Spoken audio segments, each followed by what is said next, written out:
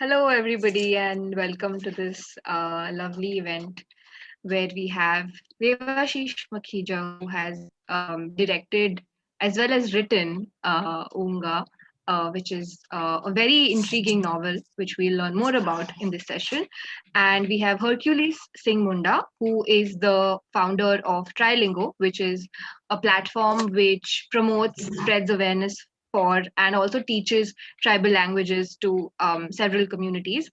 And I'll let Hercules speak more about Trilingo. A little bit about Devashish. Devashish has researched and assisted on the movies Black Friday and Bunty or Bubbly. He has written numerous screenplays, notably Anurag Kashyap's yet to be made superhero saga Doga, has had a solo art show Occupying Silence, written a collection of short stories, Forgetting, the forthcoming book of poems Disengaged, the best-selling children's books When Ali Became Bajrang Bali and Why Paplu Was Perplexed. Funny one. And been featured in numerous anthologies, including Mumbai Noir, Penguin First Proof, and the Sahitya Academy's Modern English Poetry. Oonga is a feature film which he wrote and directed in 2013, which has not released in Indian theaters, but has had a critically acclaimed film festival run. So he has reverse adapted it into this very gripping novel, and that's clearly a man of many talents.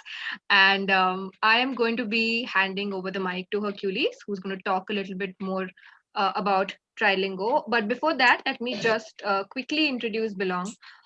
Belong is a social venture which aims to provide community experiences as well as discrimination free services to communities who have faced bias because of their identities, whether it's their caste, their race, their sexuality, religion, or ability. And the Belong Literature Collective is a wing of Belong, which hopes to harness the power of literature to create a more diverse and inclusive world.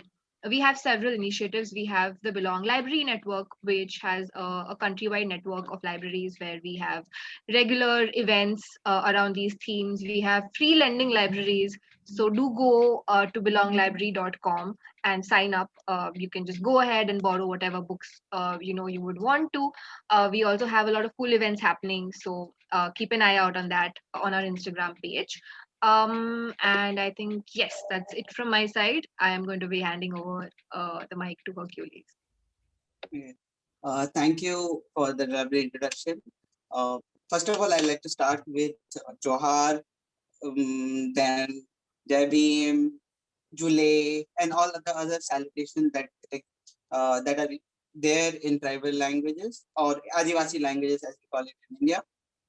So, to talk about myself, I'm Hercules Singh Munda. I belong to the Munda tribe from Jharkhand, and I'm one of the co-founder of Trilingo. Trilingo is just like Belong, it's a social organization. Uh, our vision is to make the world a multilingual place where all the culture coexist in harmony. And for that, we are on a mission to organize and digitize languages. Primarily, we work across education, research, and technology. And Zina was a part of our education program where we teach in Adivasi languages to the people who want to learn about the language and the culture. And also, I'd like to thank Belong and Devashish for giving their time, for inviting me, and being letting me be the moderator. It's a huge honor and opportunity. So yeah, thank you once again for inviting me. And to start with, Devashish, it's really nice to meet, read your book. I went through it, and before I ask you about the book or about the journey, I would like to say that the story is very much relatable to me, and I believe that it will be relatable.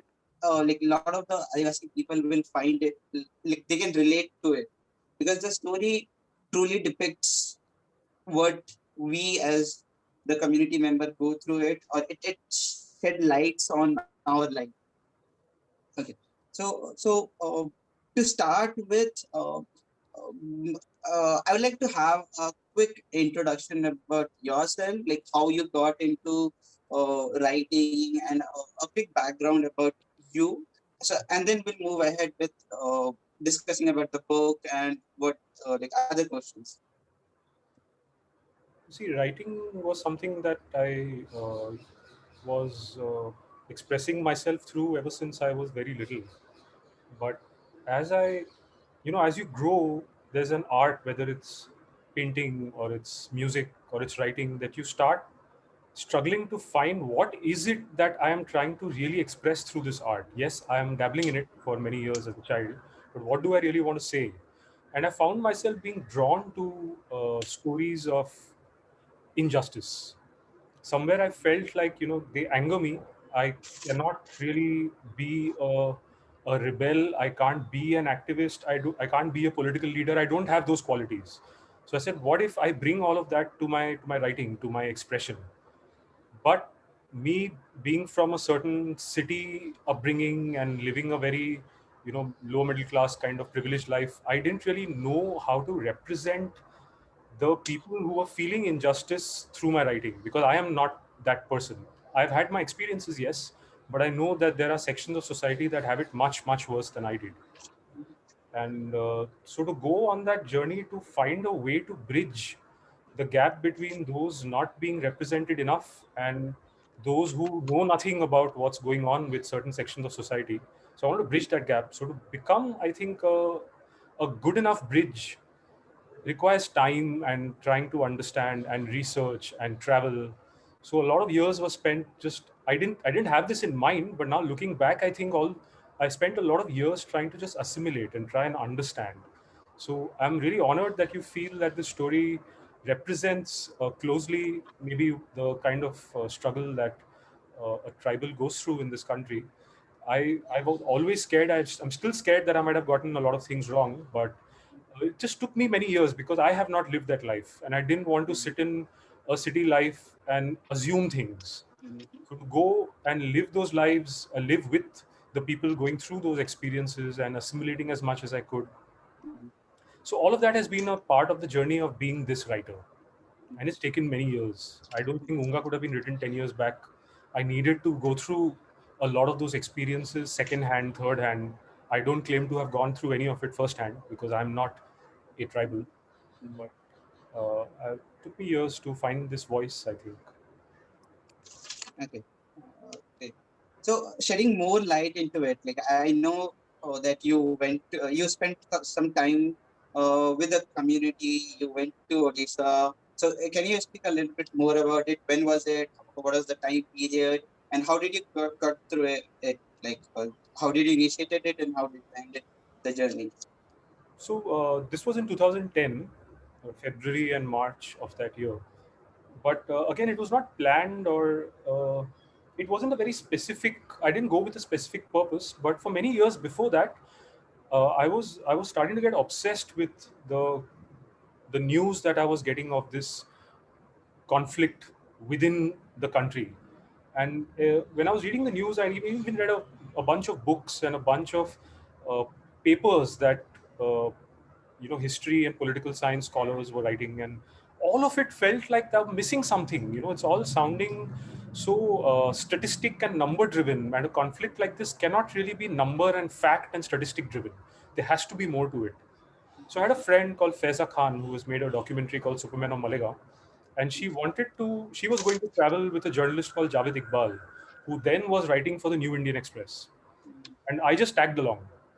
And we tried to go to Chhattisgarh, but even then the Home Ministry and the CRPF had pretty much sealed off Chhattisgarh. It was in pretty bad shape back then in 2010. We weren't allowed in. So we decided to go to South Odisha, Malkangiri, Koraput, and those areas. And I spent about 5 6 weeks there. And I think just 5 6 weeks was enough to tear my heart into so many little bits that I'm still telling those stories of what I saw and what I experienced. So it was really the need to go and see things closely and not just rely on reportage or facts and figures that people were putting. Black type on paper doesn't really give you the true picture, I think, as you might know. But a lot of people sitting in the cities don't really understand that. And this attempt to tell a story like Oonga is really to cut through all the news and the statistics and the figures that the government throws to sort of give you their perspective on the matter. Yeah, I rightly agree. Like as you said, like in my personal experience, I've come across situations where uh, the government or let's say higher authorities they primarily depend on the tertiary data rather than going on a secondary or going first hand and experiences those things. So yeah, it's very much required that whoever is talking about or initiating a dialogue, they need to first like go to the roots and experience it firsthand, get the primary information, do a primary survey rather than just depending on the tertiary or secondary information. Anyway, so moving ahead, uh, I read the book and I found a lot of interesting characters in the book. To name a several few, like the Oonga, like Hemra, or even Lakshmi and the chemistry between Pradeep and Sushil, like without giving much about them. So my question is, like obviously about the protagonist with who like about the Oonga and any other like one or two character.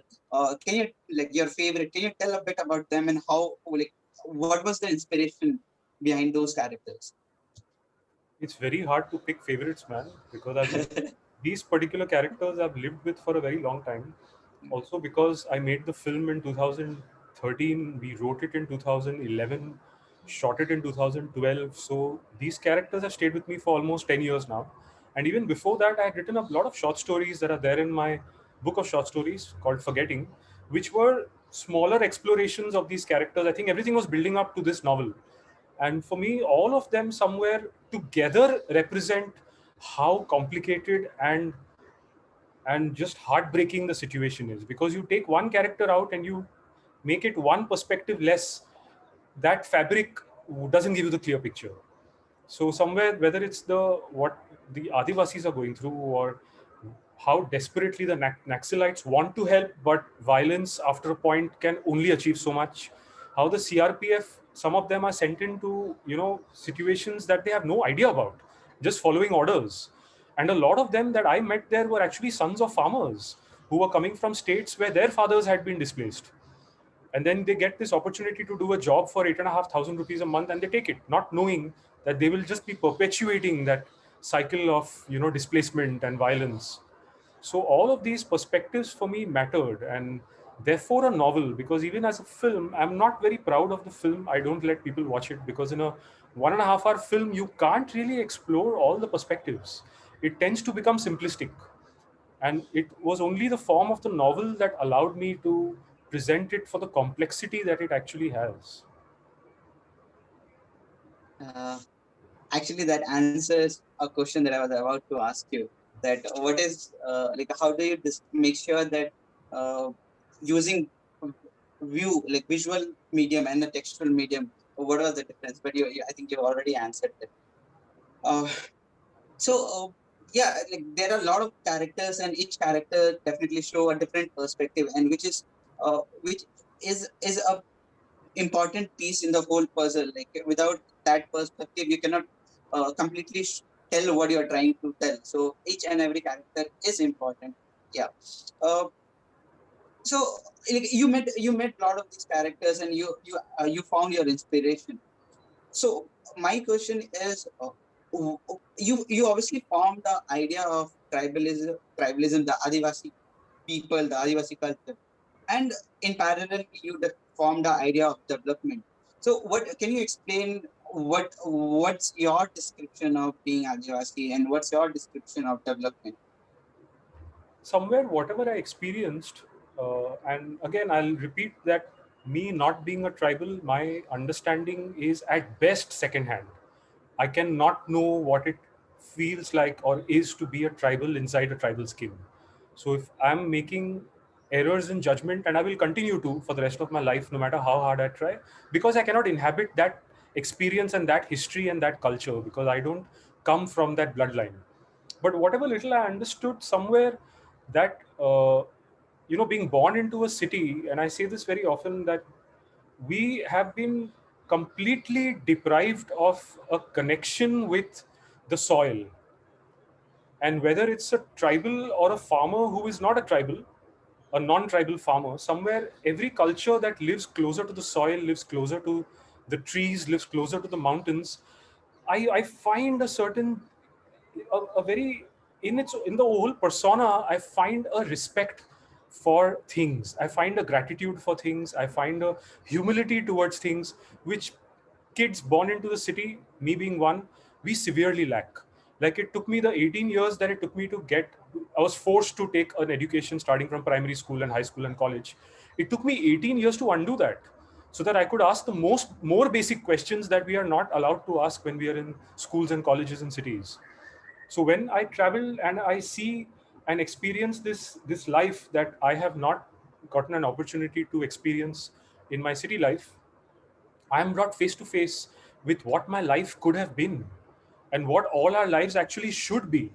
But with this, be so besotted with development and consumerism and buying and taking over and owning, like owning of land has become, I think, the undoing of the human species.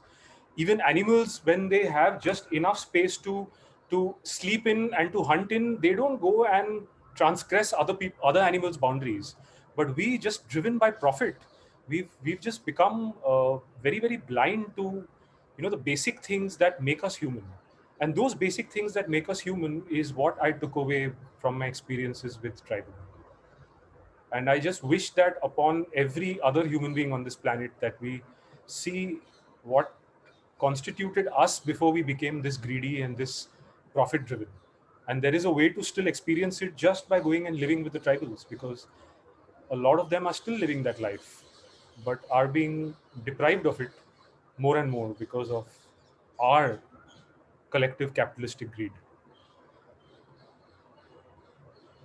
I'll read a quote from your book, the very first paragraph where you mentioned that like greed-driven or the community, we want to exploit land and nature, and then we extract bauxite of it, and then the whole cycle, like wherein you take the elements from the soil, the bhumi, and then at the end that you can find the same aluminium in the laptops and then in the mobile phone.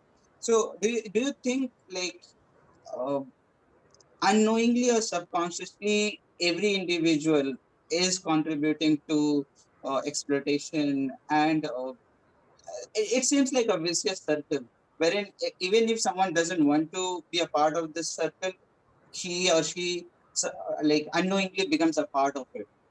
So what's your take on it? Like how can one not be a part of it even if they don't want to? See, exactly what you pointed out in the introduction to the book. I have spoken about how there is great irony in the fact that I wrote this story on a laptop in which the chips are made from an extract of bauxite, and that bauxite comes from iron ore mining in India in tribal areas where land is taken away without fair compensation. So the irony of that was not lost on me, but it took me many years to even realize that there was irony, because of the lives that we are born into. No, I'm born into a life in a city in the late 70s, early 80s, where I don't think twice before eating a chocolate or a packet of chips, and that wrapper goes into the garbage to not decompose for the next 60 years.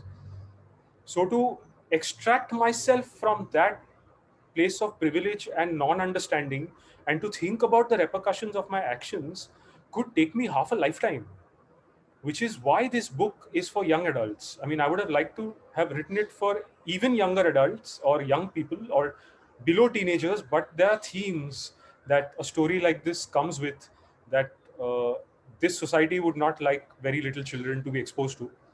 So we had to sort of pitch it for young adults, but I want youngsters to really question the lives that they are born into. So it's very hard to step back and think about the choices that you're born into. You're not making them consciously. Like 3 generations before you have been making them. And then suddenly someone catches you unawares and says that, these choices that you're making every day are not sustainable. And you're like, but how do I change that? I'm living this life 24 hours. I'm having trouble changing that. Despite me having a little bit of a realization, I don't know how to stop writing on a laptop. I'm still dependent on my laptop to have this Zoom call. So I don't know how, when do you start disconnecting these things? When do you extricate yourself from this cycle? When do you step off that train? How do you do it? I don't know. At most, I can throw up questions, but we all will have to find our own answers to these questions. Yeah, I mean, maybe that's something that you can quest upon and then write something in the next book. That how do you get I will never be able to answer that, man. Everyone has to answer their questions for themselves. yeah, okay, yeah, that's also true. Adding on, like I totally agree. I read a quote somewhere which says that convenience takes over tradition when in this materialistic world, and given that we have a lot of options, and each options provide like some sort of convenience. So obviously nobody would like to go to the traditional method and takes the pain, and then just for the sake of saving, or like, they will not do it. Nobody will do it. But right, as you said, we have to find our own ways, that how can we being not harming ourselves, but at the same time also not harming them. That's also to be taken care of. So uh, my like moving on, uh, there is this like uh, difference between the modernity and the traditional, and obviously like this gap between the modern world and the traditional world is so huge that even if someone from the traditional back, like belonging, want to see modern, they cannot actually see the true sense, and vice versa. Like the modern society cannot see, like they don't have in their vicinity that what it is means to be a traditional, uh, what a traditional culture means. And so both this spectrum, like people standing in this spectrum, they often aspire to be the other one. Like the modern people want to be like go back to the roots, and the tribal wants to be like go to like the Adivasi wants to be a modern person in the modern world and having big dreams. And in your book also, I had read that, I get that. So what was your experience? How do you found, like what aspirations did you found in the Adivasi community that you went through? No, there was one very interesting anecdote that I can share. So there was this one village. So there are a couple of people in Koraput and Malkangiri that really helped us. One lady called Sharanya Nayak, who used to head Action Aid and continues to fight for Adivasi rights in Koraput, and a gentleman called Amresh Satpathy. Both of them were instrumental in also helping us access the areas, access the people, talk to the people. So we visited a lot of villages with the two of them. There was one village where there was one section of the village that was complaining about how, the youngsters in the village don't want to uh, do any tribal plays or sing tribal songs. They're getting a little obsessed with city culture. So they didn't really dwell on that too much. But then when we were traveling from this village to another one of them came along as a guide. So we were in this Qualis car that we had hired from Koraput, and in so the car was hitting a very bumpy road, and the that little glove compartment box sort of opened, and from inside some pirated DVDs of these Amitabh Bachchan films, Shan and Sholay, came out, and this guy, he jumped and he said, "I've seen this," and he started talking about what he had seen in Shan and some other film DVD that came out. And that's when, Amaresh, who was traveling with us, got really upset with him. He said, "Why the hell are you watching DVDs? Where the hell did you get a DVD player?" So this guy managed to get a DVD player and a television set, and he had been making the youngsters in the village watch Hindi cinema. So if Hindi cinema starts replacing plays and songs, what chance then does the tradition have? And this was in a very interior village, where the men were not even in shirts and pants. Some of them were in langots. And that guy's answer was very simple. And he said, "But you know about it. You have watched it. Then what wrong have I done? Why can I not watch it?" And I didn't have an answer to that. Where do you start drawing that line? Like, what is aspirational? What we take for granted is aspirational for a tribal coming from an interior village. And that very natural, close to nature life is aspirational for someone like me who doesn't get enough of nature in the city. Is there a middle ground? Is his aspiration less important than my aspiration? Is my aspiration less sustainable than his aspiration? Is he wrong in having these aspirations? Am I right in having those aspirations but continuing to live this very consumeristic lifestyle? How much of each is enough to find the middle ground? I don't know. So that little anecdote has haunted me to date, and I don't know whether it was right or wrong for him to have watched those DVDs, right or wrong for his senior in the village being upset with him, right or wrong for me to judge him for wanting to watch such films, because I grew up on these films as a child, but I grew up to reject those films and tell stories of a very different kind. But does that make it wrong for someone to aspire to be entertained that way? I don't know, man. These are very difficult questions to answer in an age where these lives have become default lives. Talking to each other on a laptop has become a default way of operating. So, what do you start questioning and where do you stop? I don't know. Yeah, I think I agree that media has a very critical role in shaping our aspirations, and we should like every individual should be conscious enough to make sure that what are they giving back or what are they Yeah, reflecting, and especially the media houses, like, it's very important for them to understand, like, make sure that they can reflect every aspect of the humanity or the social fabric that exists rather than just focusing on one. which is what So I'm saying. Like a story like Oonga took me 10 years to arrive at this form where there are so many perspectives, and I tried my best to be true to each perspective, because to not be able to present all the perspectives is to not allow the reader in the city to think for themselves and to find their answers. Because the minute you prescribe an answer, no, it cannot be an authentic, true answer. Everyone has to find their own answers because we live in very complex times. That morality, what is right for you might not be entirely right for me. What is very wrong for me may not be entirely wrong for you. But somewhere thinking of ourselves and the other and finding our way forward can only be done by us. right. Okay, uh, moving on. So uh, I have a question that comes from a friend, Sneha Mandari.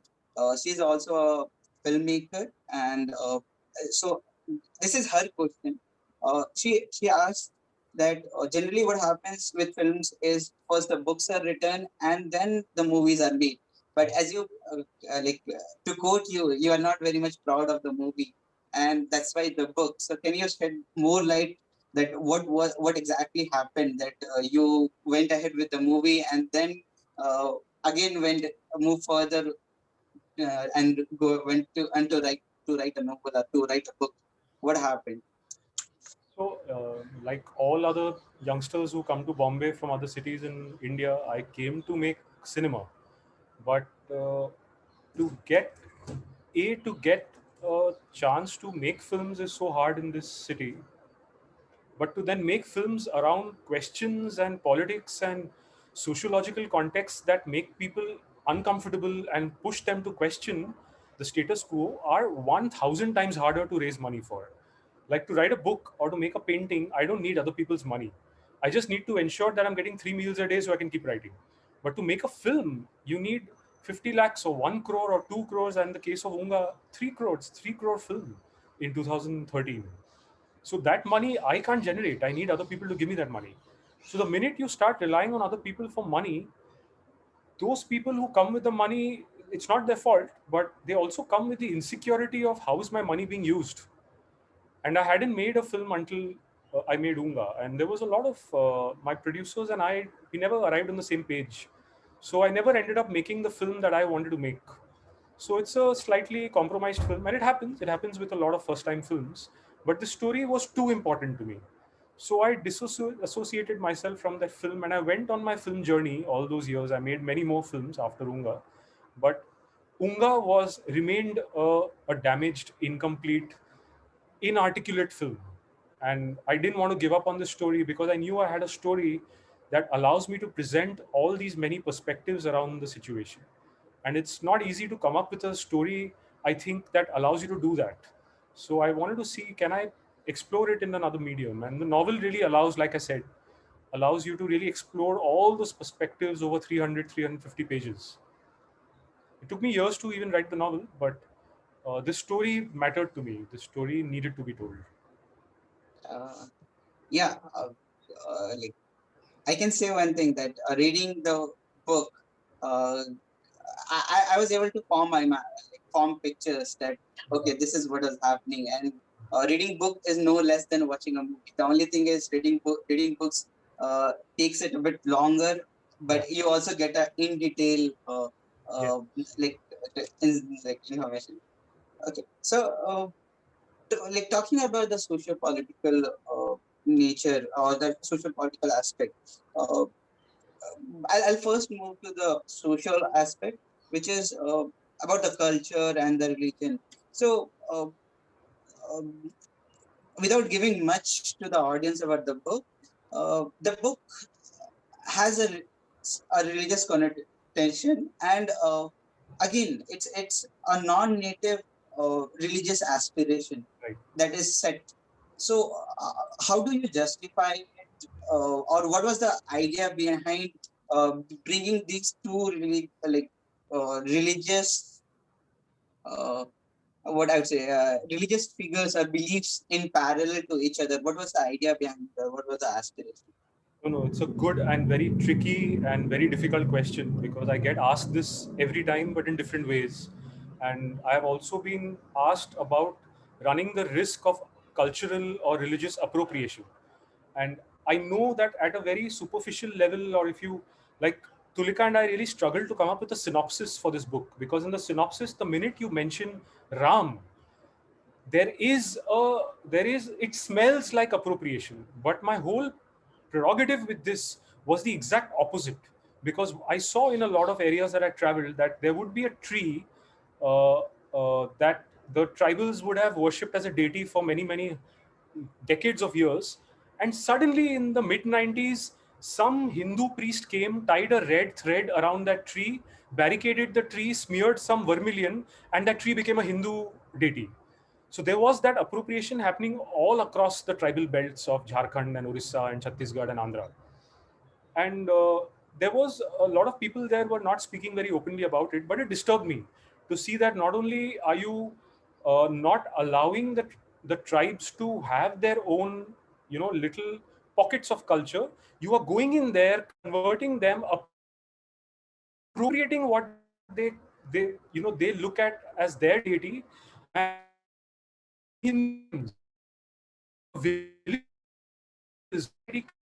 entity had actually vote if they converted, and I'm saying this without filters, I'm saying this completely uncensored because this troubled me.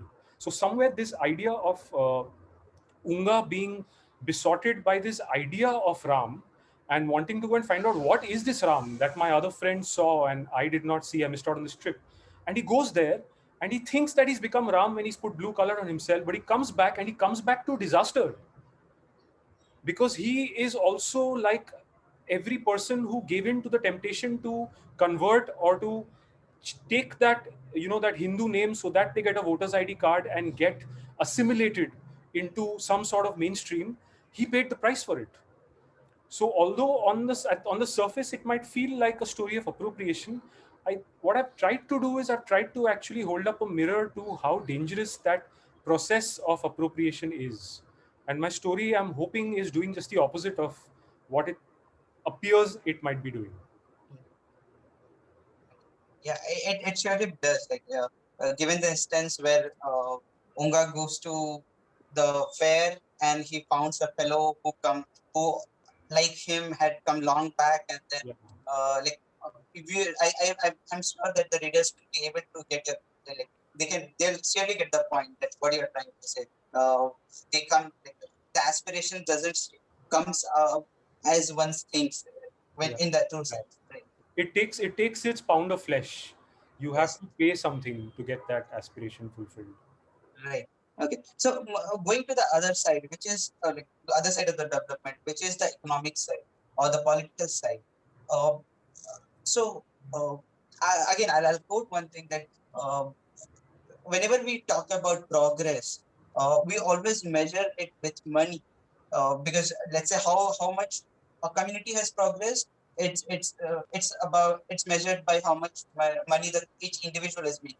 How much the country has progressed, we measure it through GDP, which is again a like representation of money. But that's not how humans are. Humans are not just numbers. Humans are not just materialistic beings. They are also the non-materialistic being, like their culture, their tradition. So, what I want to ask you is, how do you find uh, development in relevance to the Adivasi community? Do they really need development? Every political party, or whenever we talk about political, like socio-economic development, we always talk about money, but nobody talks about the culture. So I want to understand what's your view on that, and how much culture is relevance. I'm a student of economics, and now I don't know why the fuck I studied economics, but I'm grateful that I did, because it made certain things very clear to me that I don't want to do or I don't believe in. So when I was studying economics, and this is, I'm talking about the years 97, 98, and 99, that was a period when Amartya Sen actually got noticed very widely for his welfare economics. And here we were in college in Calcutta studying Keynesian theory and, all the modern American, hand-me-down economic theories of the 20th century. And in the real world, while we were studying these dated ideas, was Amartya Sen talking about the way forward and talking about non-monetary economic development. And that, when I started reading about Amartya Sen's ideas, I started questioning what I was studying in the books at the same time, simultaneously. So I never proceeded with economics. I just left all of that and went down a very different path. But what I took away from Amartya Sen and a lot of my thoughts, disturbing thoughts around that time, around what I was being made to study, was that everything that the Americans made us believe was development was profit oriented. Your future is brighter if you have more money in the bank. Your country has more money in its coffers, and you're in a position of power monetarily. And we just took that from the 30s, 40s onwards without really questioning it. But what welfare economics somewhere opened my mind up to was the idea of emotional, psychological, mental, behavioral, sociological well-being. And profit does not ensure that, because profit maximization happens at the expense of all those other developments. So somewhere this story and my wanting to go and understand tribal life and to see what we missed out on was to see that what are the other things that we are missing out on when we are being so obsessed with profit maximization. Because all the people I know, most of the people I know, who eventually ended up making a lot of money are not very happy people. And in the last year, the COVID lockdown has proved that you might live in a a gated community in a very, very posh flat, but if you don't have a community around you, if you're not interacting with people you love around you, bathing in the river, sitting under a tree, plucking a mango from a tree, tilling your land, you are not going to find happiness. So what are you going to do with profits if it doesn't bring you happiness? So basically, they lied to you. Profit does not bring happiness. Yeah, And the lockdown proved that. yeah, I think that answers the question. yes, Where yeah, I feel on this. yes, and I mean, you all, the book also very clearly tells, like, again, going back to the discussion between two of the characters, where they discuss that 1% of the population holds more than 50%. Like, I guess it was 73. I guess 73% of the wealth. So it Yeah. clearly that there is a huge disparity how wealth, the money is being distributed. And if you consider money to be happiness, you'll realize that 1% of the population holds the happiness of the other 73%, which is Absolutely. totally injustice. So yeah, yeah, I totally agree. Moving ahead, so do you think corporation skills culture? I'll bluntly ask this: do you think corporation skills culture? Sorry, the I didn't. Corporation. Uh, So I'll ask you very bluntly that: do you think corporation skills culture? Most certainly, because every big corporate, there's a reason they have CSR exercises. because somewhere deep down in their soul, they're carrying a guilt for having killed cultures and sociologically eradicated entire swaths of people. So they have corporate social responsibility. If the corporates really thought that they were not killing culture, why would they have a CSR wing? They're carrying a weight on their soul. And if you pin down a corporate head honcho and you have a very honest conversation with them, and if they're drunk, they will all admit that yes, their profits come at the expense of culture. And therefore, they have to create a face of being responsible and therefore have CSR activities. So, your blunt question has a very blunt answer, a resounding yes.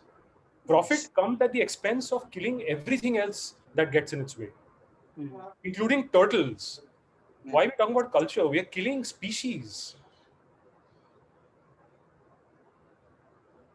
I think that's something that every educated person and even the non-educated person should understand about corporates. That often corporates portray their image through CSR, but that's not the real image that exists. It's it's the underneath the CSR that the real image or the character of the Like I'll say something corporation. very brutal again. Now, in Bombay, there is one institute that sort of teaches social sciences. And when I was traveling Orissa, including where Vedanta and Tata was very active and the olive ridley turtles were dying by the hundreds, a lot of the activists there had studied at the Tata Institute of Social Sciences. And I kept asking them that, do you not feel ironical that they taught you how to fight for the environment and for cultures and for society, but they are the ones who are actually destroying it? Can you not see what they're doing? Are you okay with it? I mean, that's the irony, isn't it? That the I very think, man. that's the very organization that ruins it are the ones who comes back to you as a savior, and then we tend to we take them for their face value that yeah, they are the godlike creatures. In fact, if I can add something, this, what you use the word savior. This brings me to something. In Hollywood films, so Oonga was a response to Hollywood formula.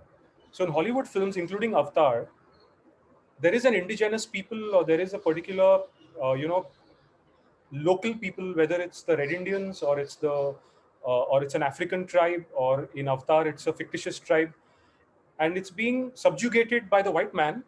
One of the white men will come and save the species, the indigenous people. It's almost like they believe that the indigenous people cannot fight for themselves.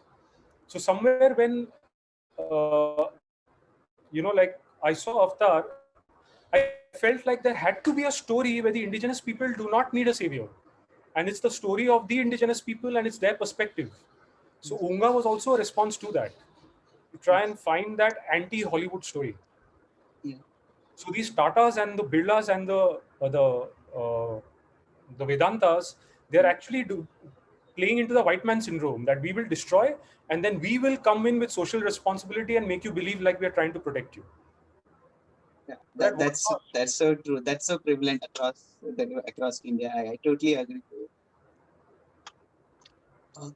So, what do you think can Adivasi do when faced with these challenges? Because ultimately, we are in a 21st century, and we cannot be someone who gives up all of his comfort or Yeah. let's say options, and then just go back to uncharted territory and get totally go into the shadow. That cannot happen. Yeah. So, what do you think is that silver lining where, or some steps that Adivasi community can themselves take and at least create a shift in the narrative or make some mark in the world that, yeah, this is also possible? It's a lot of things that Hemla talks about in the book. Hemla being the school teacher who is Adivasi but went to the city, studied in the city, maybe got a B.Ed degree but didn't teach in the city, came back to her villages and her homeland, and she's trying to teach so this was also something that I might have run the risk of people saying that there's appropriation in my story. But what Hemla believes is that she's teaching the Adivasi children, amongst a lot of other things, a little bit of Hindi, the language of the mainstream cities, so that the Adivasi knows about the world that lies beyond the jungles. Because somewhere the first step, you use the word education. So education doesn't always have to be a structured, schematic city education. Education is simply having an awareness and a knowledge of the other. For the Adivasi, maybe the other is a privileged idiot like me sitting in the city. So you get to know a little bit more about that life, so that you're in more of a position to make informed choices and not just hold on to things without knowing what lies outside of what you know. So Hemla keeps talking about that I'm teaching my kids Hindi so that they can talk to people from the city, know about them, and then decide what do they want. Do they want a little bit of this and a little bit of that? Or do they then, with the knowledge of what they don't have, they decide that no, I'm better off in this life. So that uncharted territory is not uncharted. I charted it, but now I choose actively to live where I live and live the life I was born into. So it's not an uninformed choice. I think at best that is a first good step to make an informed choice, to educate yourself about the other. Yes, yeah, I agree that education is about taking that conscious decision that Yeah. which spectrum I want to be. Do I want to retain the modernity, Yes. or do I want to go to the traditional And values? to what degree, because Yeah. like you're saying, we can't escape modernity completely, no matter where we Mm-hmm. come from. But to Mm-hmm. what degree do you let it in, and to what degree do you hold on to your roots so that both can coexist and you're not left behind by the rest of the world that's moving ahead so fast? I Mm-hmm. wouldn't say ahead, sorry, wrong choice of word, but moving in some direction so Mm-hmm. fast that you're feeling left out on certain days. Yeah. Okay. I'll shed light to the character, which is Himla. In the book, she went through a certain act of injustice, and if I have your permission, I'll describe a bit about Please, what the please, injustice please. was. Absolutely. So often Adivasis are subjected to inhuman interrogation or inhuman civil uh, justice, wherein they are tortured, raped, murdered, or even they are beaten brutally. And from my personal accounts, I know similar cases that have happened in Chhattisgarh or uh, even Maharashtra. And in your book, it's clearly tells about the Orissa. So, um, what was your experience? If you would like to tell about any particular incident that you came through, or any act of injustice, and shed light on that, because that I think that's also the other side of the coin which people should know about. That yeah, that's whatever we have heard, the injustice. You being from a city, you witnessing it, and then writing it in your book. Yeah. No, like I told you, I was there for not even 5 weeks, and I was first hand, second hand. I was exposed to and witnessed too many injustices. There were so many in 5 weeks that I shudder to think, how many must have happened in the last 10 years since I was there. So I can tell you a few, in fact, not just one. Uh, One of the primary cases that we were trying to help out with, because the system also inundates you with so much paperwork. No, when they arrest an Adivasi for something they may not have even done, they just put so much paperwork at you that an Adivasi doesn't really know how to navigate it. So when someone is visiting, whether a journalist or an activist or someone like me, the Praja lawyers there ask us for help to read those papers, make bullet points, and help them really present a case in court. So there was one case of a lot of underage juveniles, in fact, of the age of 12, 13, being picked up by the police by the CRPF for armed unlawful assembly. And all they did was they gathered outside the collector's office to ask about their fathers being arrested for no rhyme or reason.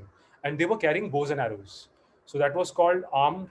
And because there were more than four of them gathered outside the collector's office, and the CRPF, they immediately put section 144 just that very minute, and they said this is unlawful, and they threw them in an adult jail.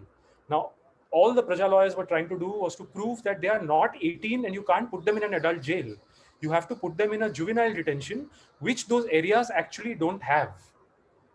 So if they couldn't put them in juvenile detention, they would have to release them. So we were trying to help those cases. We went to the jail a few times, tried to talk to the jailers, tried to talk to the police in charge. And every time we tried to talk to them, they just looked right through us. They ignored us. They'd get up and walk away. They'd slam doors in our faces.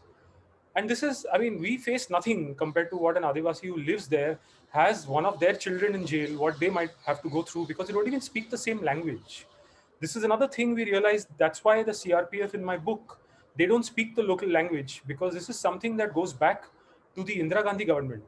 Around that time, Indira Gandhi sort of cracked this thing where they would, post military and CRPF from different states in different states. Because if you didn't speak the language of that state, chances are you wouldn't really empathize with what the people are going through. So it's very easy then to obey orders because you don't even know what is being done to these people.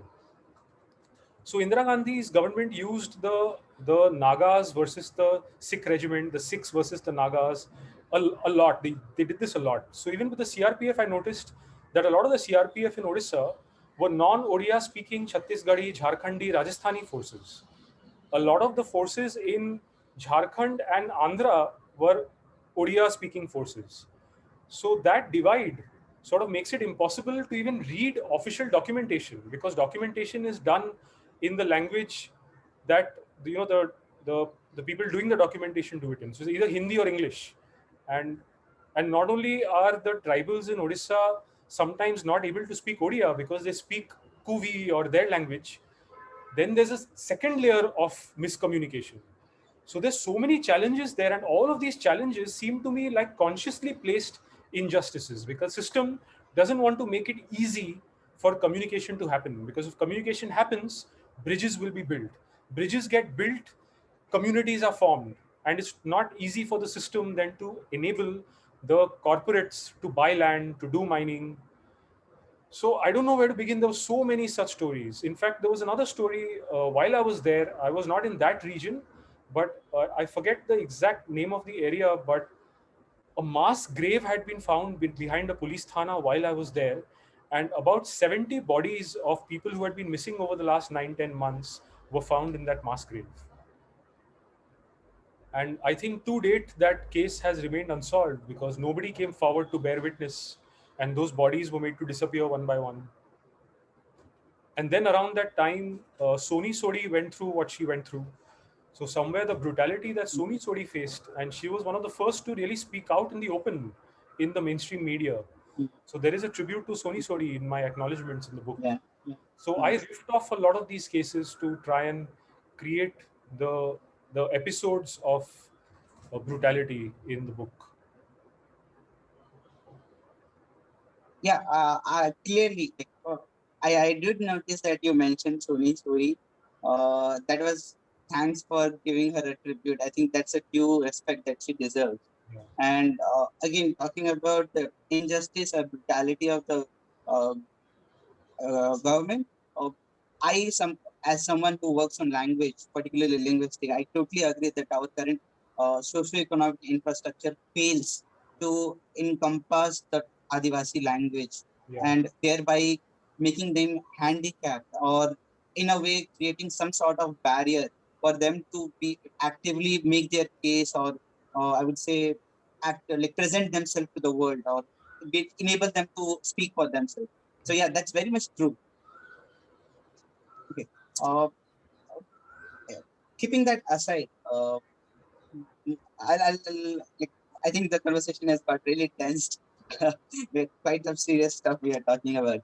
But uh, on a lighter note, uh, your career has been really interesting, like from Aji to Bhosle to working on Oonga and then writing novels. Uh, how was your experience working with Anurag Kashyap? With Anurag. Yeah. I think a lot of the audience they really relate to Anurag's picture because the kind of methodology or his prints are quite relatable to the rural India, I think. So, how was your experience? So my the first thing I did when I came to Bombay, the first film I worked on was Black Friday. Yeah. And I researched that film because when like I said, I walked away from economics in Calcutta, Yeah. and I was very confused. I didn't know if I wanted to. I didn't know I wanted to do cinema. That didn't occur to me immediately. I used to write a lot, that yes. Then I joined advertising, and after a year or so in advertising, I felt, what the fuck am I doing selling black drinks to people who shouldn't be drinking them? So then I quit that. I was then a journalist for a little while, a crime journalist. Then a few friends of mine were coming to Bombay to explore cinema, so I also just dropped everything, got into an unreserved compartment in 2002 October, just came to Bombay without a plan. So I called a lot of people. I tried a whole lot of things, and nothing was working out. Bombay is a very brutal city that way for someone who comes out of nowhere and wants to, find something to do.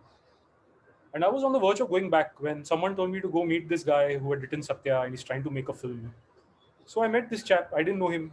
I hadn't even seen Satya, but I could see that not only was he so down to earth and welcoming, he was also there was a fire. Like, he wanted to do something earth shattering. And I had also come, like, when you come to Bombay to do something, you come thinking you will change the world, but most of us don't end up changing the world. But I could see that in him, and he asked me if I'll research something for him. I said sure, and he gave me all these 100 files that he had, and I started researching Black Friday. Then I worked on Black Friday. He's the reason I stuck it out, because he makes the people who work with him, he empowers them to believe that you can do it. Like, he makes filmmaking look simple, though it's not. So he says, देख मैं कर सकता हूँ तो कोई भी कर सकता है. So that was empowering, and I sort of stuck it out because of him. And now also I'm trying to set up a film right now that both of us are producing together, and I'm writing something for him. So I've been around him all these years because he's that big source of energy that a lot of people like me keep tapping into. When your morale is down, they're like, will I survive this brutal world? Just meet Anurag, talk to him, and you're like, yeah, fuck, we can do this. So that's our relationship with Anurag. A lot of people like me. He does sounds like someone who is really motivating. Like, I have, of all the enthusiastic or people who are not just energetic but also light up the world, they have this common saying that if I can do it, you can do it. And that's how I scout people who I like, who are different, who are there to do something, to make a difference. They always say this, like, if I can do it, you can do it. Yes. So yeah, that I totally agree. And with you also, I think you are also making a big uh, change in the world with your films, the choices that you are making, rather it be Oonga or Ghosle, or even the book that you have written. Like, as an Adivasi myself, I will acknowledge the fact that you have chosen to write, and I'm in depth. I'm grateful for you that you chose to work on such issues. That brings to my second last question. That of lately there is a shift. There is a shift in choices of people from different backgrounds, rather it be science, culture, technology, or even religion. People have been shifting, or I would say focusing on the Adivasi communities. I don't know, you might have observed that, but I definitely observed that there has been this buzzword called indigenous or localization. And whenever we talk about localization, we go to the root, which is Adivasi.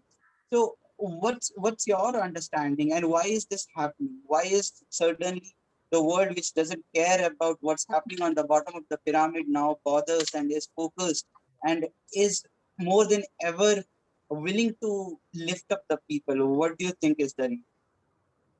Severe guilt complex, because somewhere I would like to include myself in that lot of people too, because I cannot absolve myself of it, because my all these years of my attempt to try and tell these stories in whatever little manner I can comes from a deep reservoir of guilt, because somewhere not actively questioning every day out on the streets the political establishment for the rubbish choices they're making is being complicit in quashing cultures, sidelining entire histories. So somewhere it comes from a very deep guilt. And I, although yes, again, irony that technology is hinged on things like mining, because you cannot have technological devices until you have the kind of minerals and elements that you mine the earth for and displace people for. But it is this very technology that has somewhere uh, you know intricately connected people across not just national and geographical boundaries, but across time and space. And this had not happened until this technological boom happened. So somewhere technology, no matter what its pitfalls are, is alarmingly empowering. And maybe people are then, that guilt complex is awakening inside them because they are being exposed, they're getting informed, they're getting, like we discussed earlier, they're getting educated. Whether it's a 18-year-old youngster or a 60-year-old person whose glass is almost full, they are almost now ready to empty the glass a little because they're being exposed to so much. And it comes from guilt, and I don't think that's a bad thing. If good things can come from guilt as a starting point, so be it. If there is, I know there is a lot of the left liberal, no, left liberal is also a hashtag, but there's too many hashtags and words and indigenous, like you said, there are too many words being bandied about, and I'm saying it's okay. It's a transitory phase. None of us were so, we were not prepared for this sudden technological boom. I moved to a smartphone 3 years back. I still struggle with WhatsApp. And if I can struggle with it, imagine a 55, 60-year-old person. So this boom happened too fast, too sudden. We were suddenly found ourselves at this point in history that nobody told us was coming. So I think it's okay if if this leads to people, opening up their hearts and minds and pushing the boundaries and asking questions in larger and larger numbers online, so be it. But it's guilt. It's primarily guilt. And I think guilt is a good thing. It's a good starting point. Okay. Right. Yeah.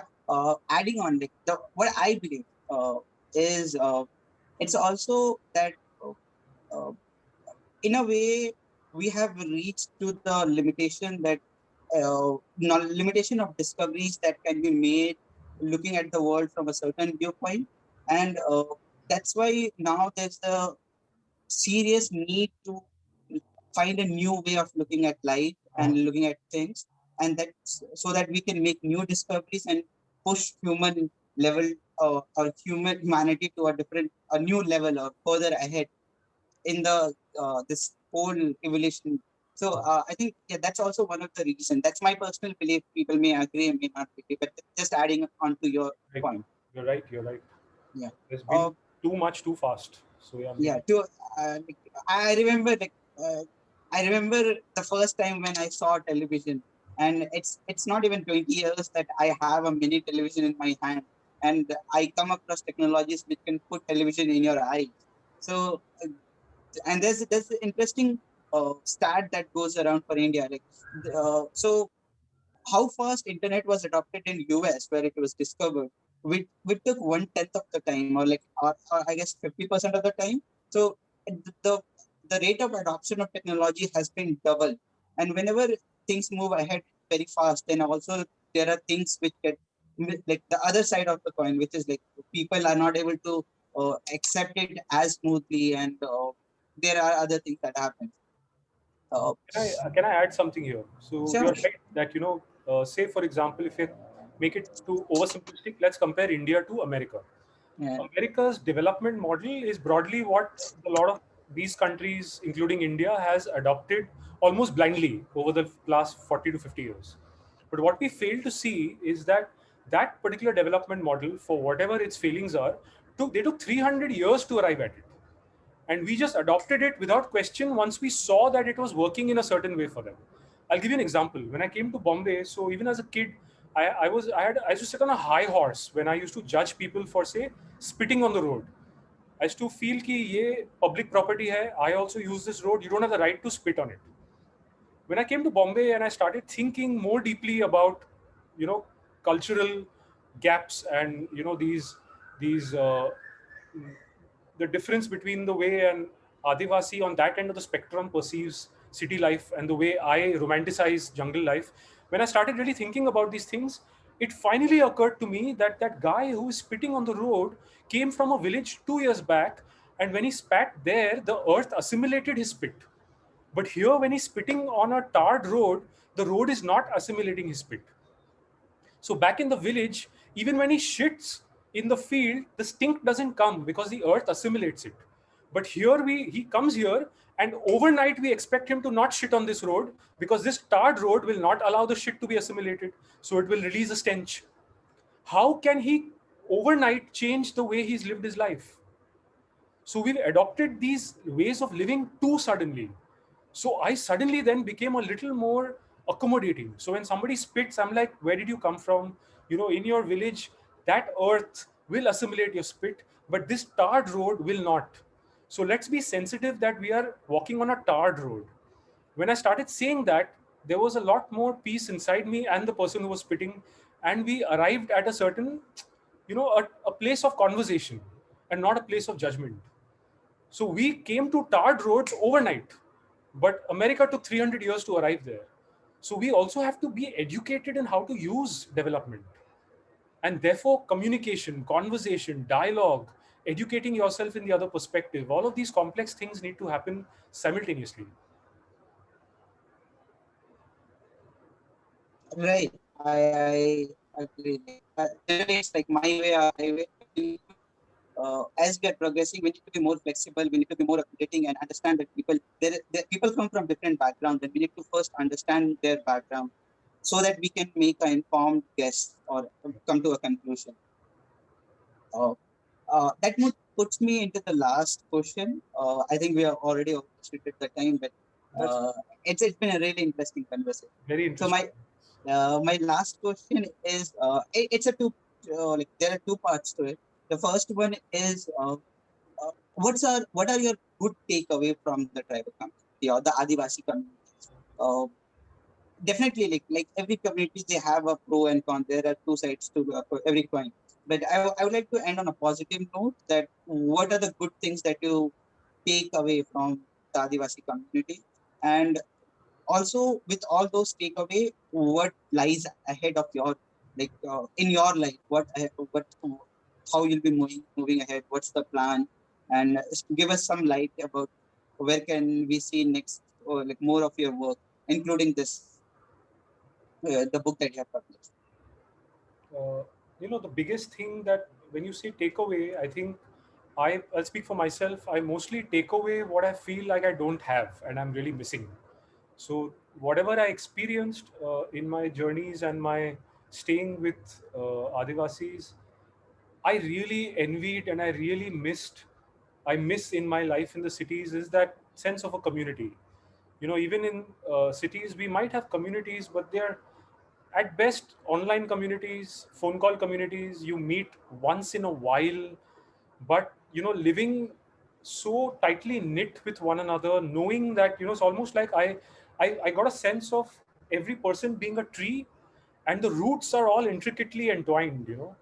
Everyone's got the same roots, and they recognize that they are connected.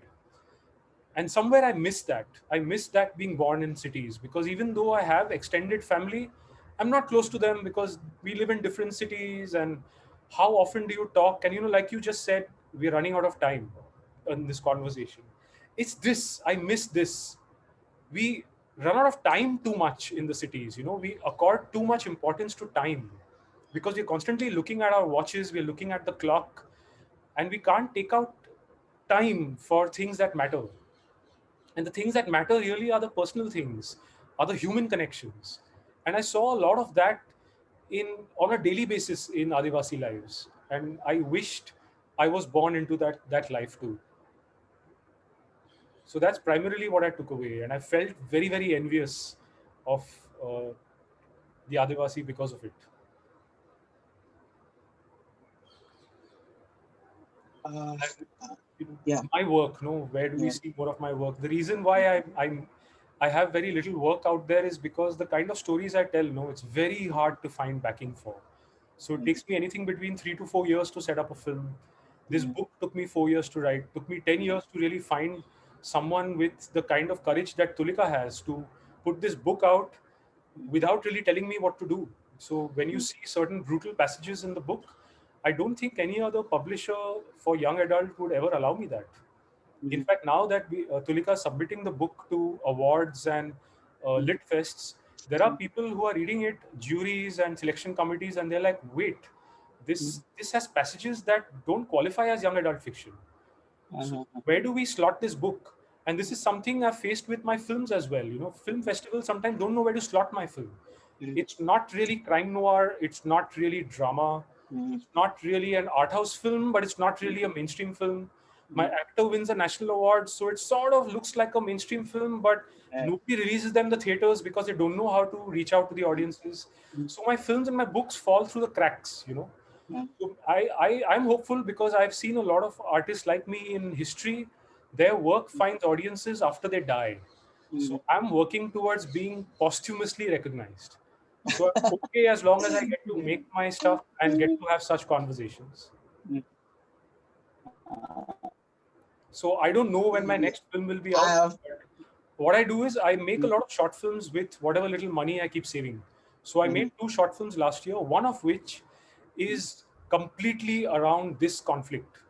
It's set in a Dongriya Kon tribe, and it's a very violent film. I've not held back in showing the violence exactly like a tribal faces. So nobody would have given me money to make it. So I saved money for 5 years, and last year I made it myself. And it might never release in India, but I'm hoping that it will do the film festival circuit, and maybe once I die, it finds its audiences online somewhere. I don't know. No, no, I pray the opposite. Like, we like to see may your work get into the public domain as soon as possible, Thank you. and that's the wish. And yeah, adding on, again going back to the whole, completing the whole circle, going back to the book.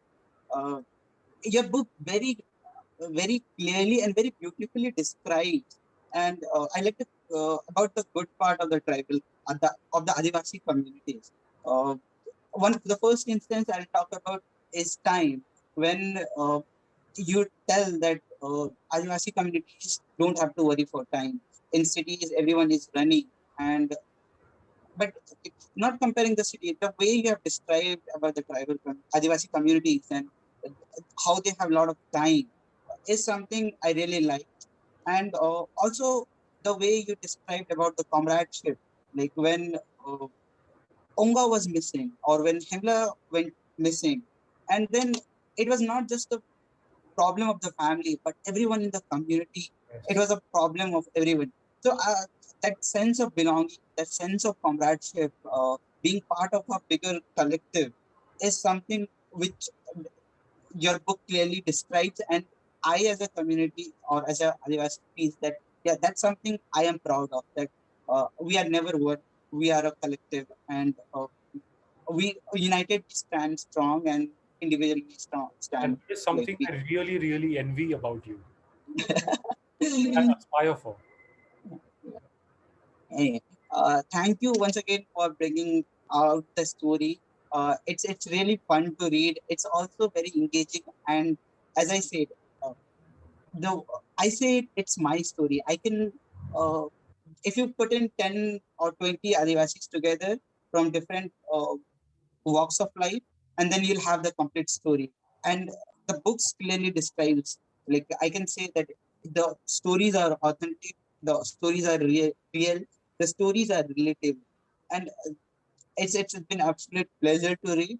So once again, thank you, and thank you to Tulika also for giving me this opportunity to be moderating the event. It's really an honor, and once again, really grateful for you to bring this up. Okay, over to you, Tulika. Over to you, Tina. Yeah. Yeah. I'm very like I'm so overwhelmed. I have so many things to think about, and like a lot of the things that were said here were very. I mean, you agree with them, but like Devashish said, it's so difficult to find a space for these ideas in the mainstream because everybody will be like, "Oh my God, what are you saying?"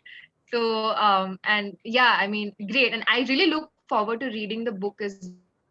And thank you for bringing out such important questions, Hercules.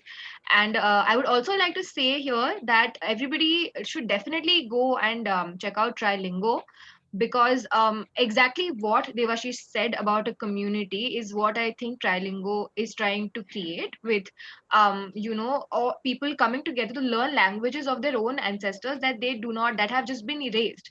When Hercules talks about some languages which barely have a few native speakers left, which is never going to happen with a language like say Bengali or with Hindi, right? Because we these are the languages which we have lost. which are dominating the discourse. So I think it's a truly unique initiative, and I'm so glad that I got to be a small part of it and learn a little bit of a language, coming from a community which has no idea about these things. And like also somebody mentioned that the first step towards building bridges is to know more about other communities, right? And that is where literature comes in, which is what we hope to do at the Belong Literature Collective, where we bring about these stories so that you understand lives which are not yours, and then you can be more empathetic towards them and understand.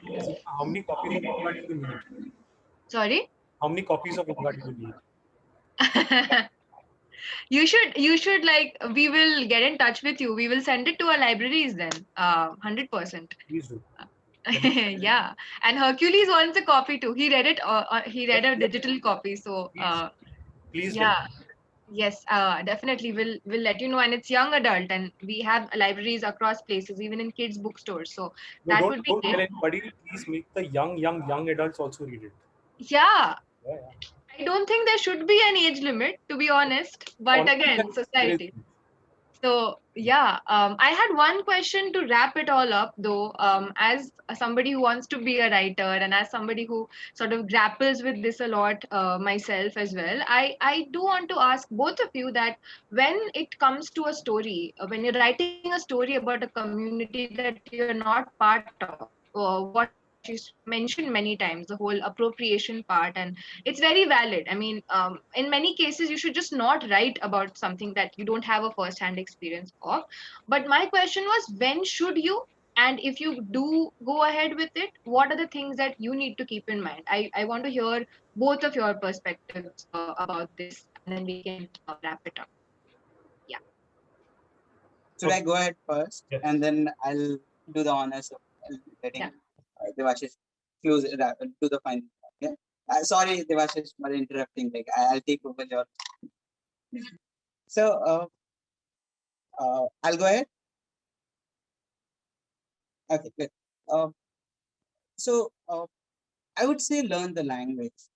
The reason, and I really appreciate that you are a part of our language classroom program, wherein you actually took the first step to learn the language, because language gives you a perspective around the community. I'll give for the normal audience, and I'll give them a quick example. In English, we just have you, which is a pronoun, but in Hindi we have tum or aap. So Hindi has a linguistic feature or language feature when you can distinguish between you are talking to an elder or someone who is younger. Uh, uh, if you take uh, one more example, like whenever we talk about love, which is a very common emotion, uh, you cannot distinguish between you are referring to the love between a mother or a friend or to a romantic partner. But in Hindi, we have something called mamta, sneh, prem, ishq. So we have a lot of these emotions. Even in if you look at Greek, you have the 6 forms of love: eros, agape, and moving ahead. Like there are 4 more. So I would say learn the language. Language gives you a chance to look at the things the community looks, and that can be the first step that you can do. Not asking you to fully speak it, but at least you can understand it. And when you understand it, you get the first hand experience. Right. So yeah, I think learning language is the first step that you can That's a do. great point. Yeah, definitely. Yeah. Now, taking a step back, there's this film I made called Ajji. I don't know if you all have seen it, but when I made Ajji, we tried really hard to sort of represent a woman's perspective, and I was very aware that me not being a woman, but trying to present not just a perspective of a 60-year-old woman, but also a 35-year-old woman and also a 10, 11-year-old girl, and to try and be as authentic to their experiences within the perimeter of that story was not going to be easy. So in almost all the Q&As that we had with the film wherever it screened, there was at least one woman who asked me uh, in different forms every time, but basically always the question was the same: that what made you think that you had the that you had the right to be a spokesperson for a woman since you're not one. And I always said that I'm a work in progress. I'm not a woman. I don't think I ever will be. I don't know about my past life or my next lives because I'm not really sure about reincarnation. But in this life, I want to try to understand. And I can only understand by telling a story because I believe that is the weapon of my choice. I call storytelling my weapon of choice. So if I'm going to try and understand that using my weapon of choice, I might go wrong once, I might go wrong twice, I might get a little better the third time, a little better the fourth time. I'm a work in progress. So if you feel that I haven't done justice, I apologize, but don't take away the right to try and tell this perspective. Although I am not that person, don't take that away from me because it's me trying to discover that perspective. So with Oonga as well, when I say it took me 10 years to arrive at some sort of authenticity to the tribal perspective in the book, I know I'm not there yet. Maybe I won't be there till I die, but I know I want to keep trying because this is the only weapon I have through which I can explore it. So the key is, yes, learn a language, try and go deeper into that culture in whatever way you can, but maintain the humility that you will never ever get it 100% spot on because you are not that person and you never will be.